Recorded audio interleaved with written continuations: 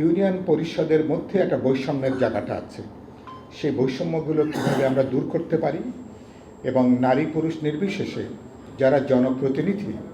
তারা যাতে সমান মর্যাদা নিয়ে, সম্মান নিয়ে, অধিকার নিয়ে তারা যাতে কাজ করতে পারেন,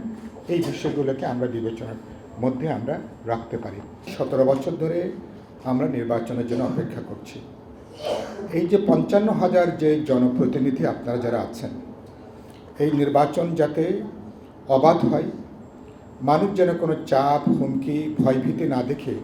ভোটাররা যেন নির্বাচন কেন্দ্রে আসতে পারেন, ভোটাররা পছন্দের দল বা প্রার্থীকে তারা যেন ভোট দিতে পারেন, মানুষকে উদ্বুদ্ধ করা, জাগিয়ে তোলা, আমার ছাত্র, তরুণ, যুবকদেরকে একটা স্বেচ্ছাসেবকের ভূমিকায় এই ভোট কেন্দ্রগুলোর চারপাশে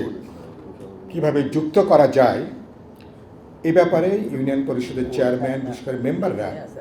আপনারা একটা গুরুত্বপূর্ণ ভূমিকা আপনারা কিন্তু পালন করতে পারেন। কারণ আগামী নির্বাচন যদি হাসিনার আমলে নির্বাচনের মতো যদি জবরদস্তি হয়, যদি বল প্রয়োগ হয়, যদি সেখানে কোনো সন্ত্রাস হয়, কেউ যদি সেখানে জবরদস্তি করতে চান, তাহলে কিন্তু আমরা 17 বছর পরে যে নির্বাচনে যাব, এই নির্বাচন কিন্তু বিতর্কিত হবে, এই নির্বাচন কিন্তু প্রশ্নবিদ্ধ হবে।